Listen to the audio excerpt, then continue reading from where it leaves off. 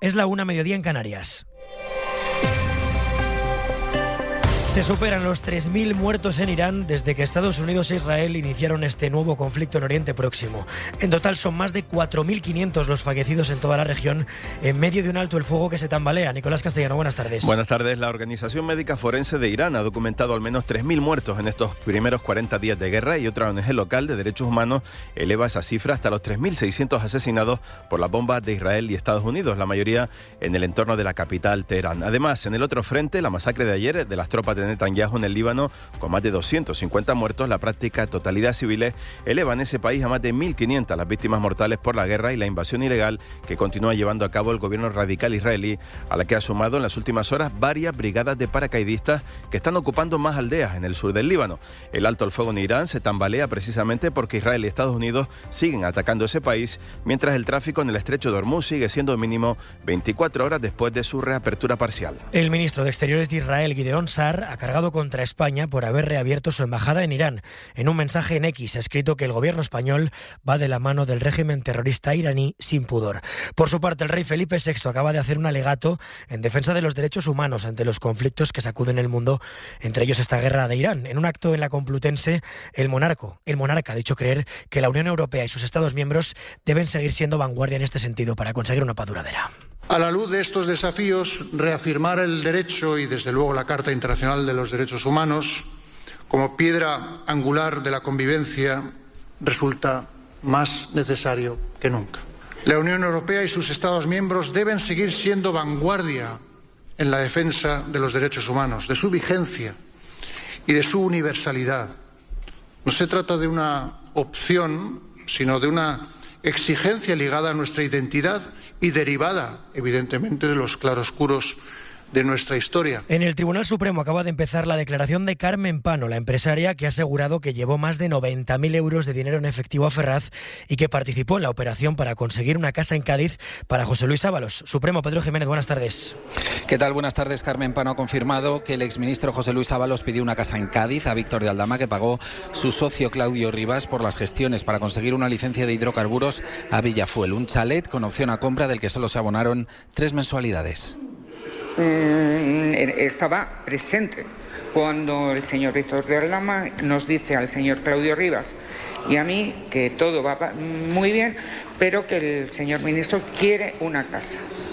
La empresaria responde ahora a las preguntas del abogado de Aldama. Antes lo ha hecho su chofer, que también ha confirmado ante el tribunal que llevó a la testigo con una bolsa llena de tacos de billetes que le había entregado el socio del comisionista, Claudio Rivas. Primero fueron al despacho de Aldama y después a Ferraz, una rama de la causa que se investiga en la Audiencia Nacional.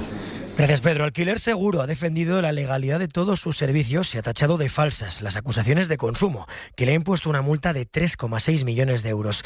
Además, ha acusado al Ministerio de hacer una interpretación parcial y sesgada de las denuncias. Carlos Sánchez es el responsable de área jurídica de la empresa. Tenemos 4 sentencias que nos dan la razón de pleno, en el que hay un consumidor y una empresa, y en el que hay una desestimación íntegra de esas sentencias con condena en costas a la otra parte.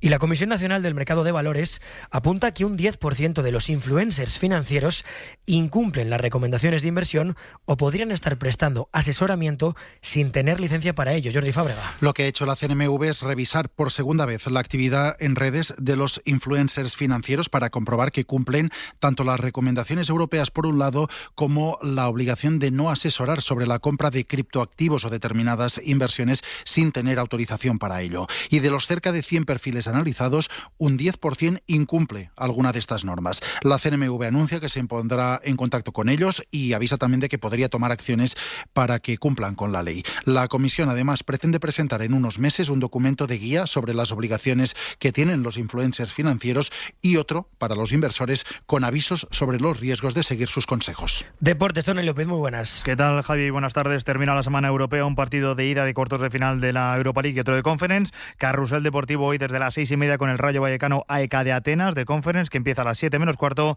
El Celta juega a las 9 en Europa League en Alemania contra el Friburgo. Si pasan los de Vigo, jugarían semifinales contra el ganador del Betis Sporting Braga, que tuvo ayer el partido de ida, empate 1-1 en Portugal con gol del Cucho Hernández. Ayer también en Champions ganó 0-2 el Atlético de Madrid con polémica arbitral por esa expulsión de Cubarsí por el penalti no pitado en el área del Atlético de Madrid con 0-1 en el marcador. Araujo fue uno de los culés que protestó tras el partido. Musso saca la pelota parada y el central la agarra con la mano. Es una jugada absurda, pero es penal, es evidente. Obviamente que no es excusa, pero estamos jugando un partido de eliminatoria y hay situaciones que te condicionan. La semana que viene la vuelta, Atlético-Barça el martes y el miércoles Bayern-Real Madrid con 1-2 en la ida para los alemanes. Un Real Madrid que tiene partido de Liga mañana viernes, juega en el Bernabéu contra el Girona de Mitchell. Acaba de hablar Álvaro Arbeloa, el míster blanco, precisamente sobre el arbitraje en España. Son cosas que siguen sucediendo, que suceden incluso ahora con el VAR. Pues creo que es algo que en el caso del fútbol español pues todavía esperamos una explicación y creo que debemos conseguir arreglarlo, ¿no? Porque no es algo solo del Real Madrid, creo que hay muchísimas dudas en torno a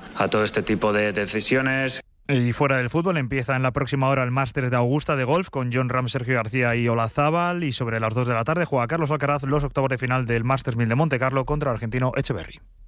Lo tuyo no es normal. ¿En serio? ¿Quién dirías que es sobrenatural? ¿A quién enviaste tu última carta? ¿Te gustan las sopas de sobre? ¿Qué dirías que te sobrepasa? ¿Vives o sobrevives? ¿Qué tiene que tener una buena sobremesa? ¿Qué dirías que está sobrevalorado? ¿La sinceridad, viajar, dormir, las gildas? No quiero caviar, gracias. ¿El caviar? Nunca me ha gustado. Ya puedes dejarnos tus mensajes de voz en el WhatsApp del programa. El 681-016731. Esta noche hacemos el faro sobre en la SER. El Faro, con Mara Torres. Cadena SER. De momento es todo. Sigue la información en la SER y a partir de las 2, la 1 en Canarias, hora 14 con Javier Casal. Cadena SER. Servicios informativos.